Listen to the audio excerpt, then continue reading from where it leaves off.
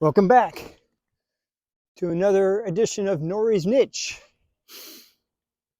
where we're working on some basic, fundamental flatland tricks for all ages.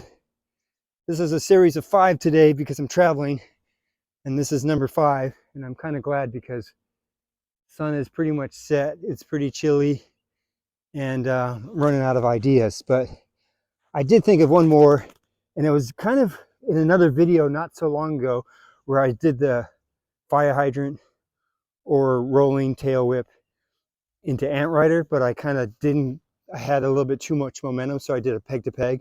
So this will be the how-to on a rolling tail whip into a peg to peg walkover, or a peg to peg walk around.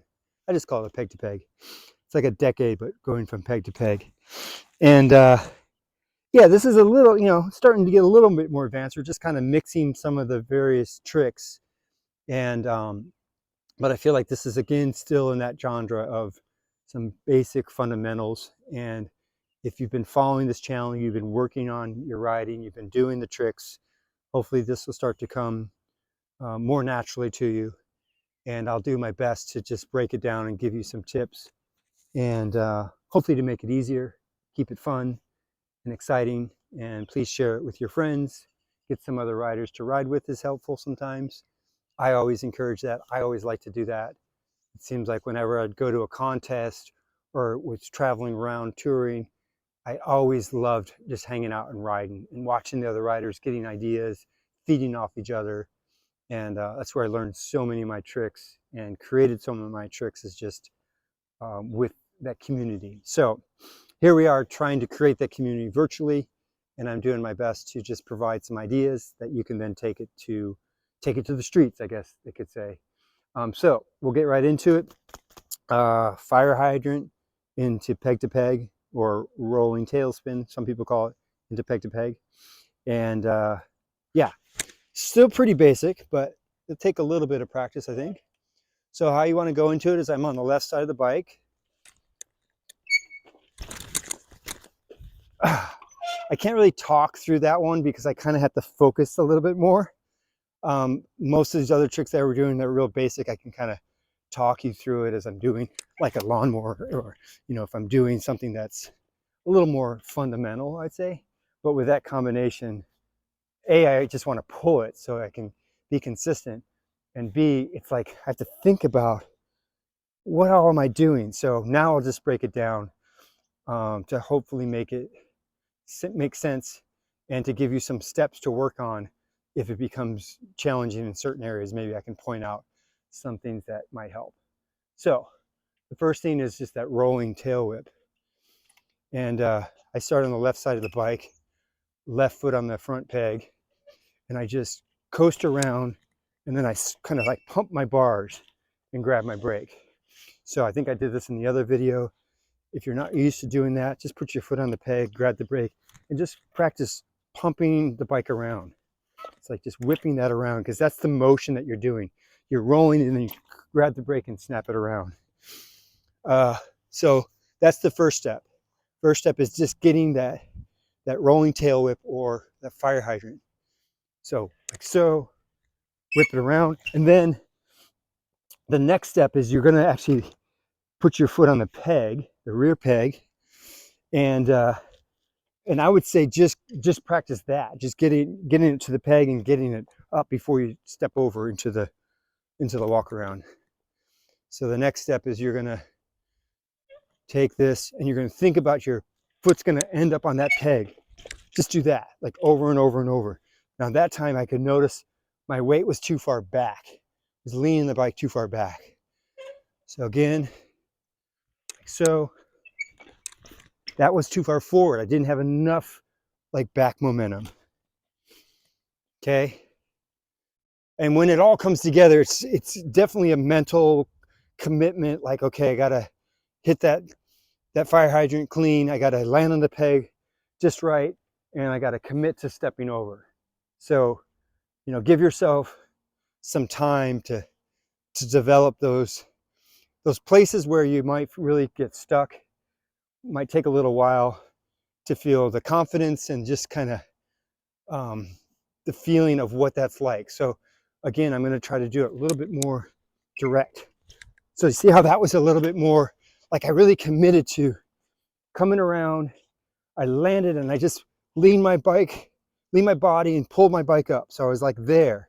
Now the next thing is, okay, I'm there in the right position. Now I have to commit to kicking my leg over and landing it on this peg and riding out, right? That's the final step.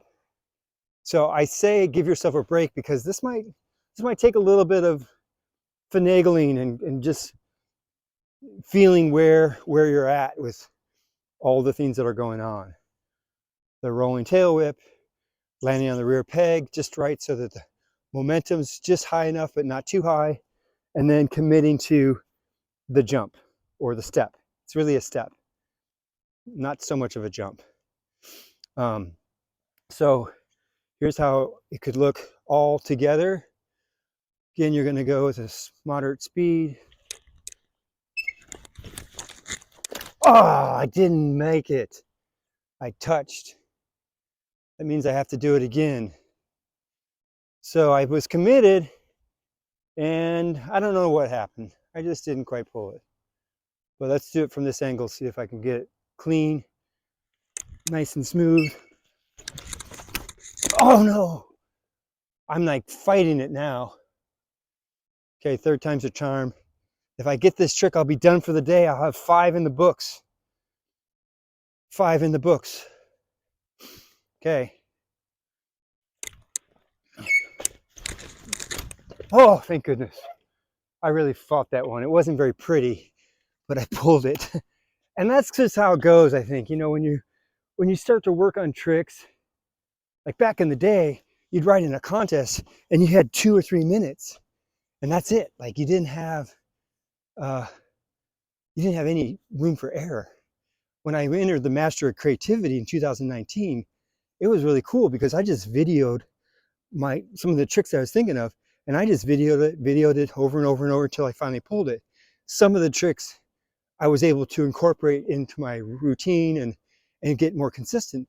Other tricks, I don't think I've done, maybe pulled it 2 or 3 times, but I kind of liked it because it pushed that level of creativity. So my point is that sometimes you'll have a trick and you're pretty consistent at it, but it's just that day or the way your bike is feeling, you know, it's just not happening. But like just now here, I'm like, okay, I've been working on all these clips, 5 clips, and this is the last one, and I needed to pull, like I just set myself up for like a challenge to really try to meet it. And obviously I messed up 2 times, but then that 3rd time I'm like, okay, got to make it happen. And that's kind of how it can happen in your riding, is you're going to push yourself and you're going to be really close, and then you pulled it and like, great, now you got to get to where you're getting consistent at it. And I think McCoy, gosh, Dennis used to ride, he was the kind of rider who would ride in a parking lot either by himself or with Rick Molturno or Bill Batchelor, I think is another one that he rode with, in like all hours of the night, all through the night. And they were just like all about 10 out of 10. And it obviously shows. I mean, when you see him, like his old 80s runs, he was such a consistent rider because that's the kind of mentality that is set up. I wasn't so much that kind of rider, but doing a lot of shows, just performing. And it's like when it's showtime and game is on, then it's like that's when I step it up and I really try to, you know, do my most consistent tricks and hit them.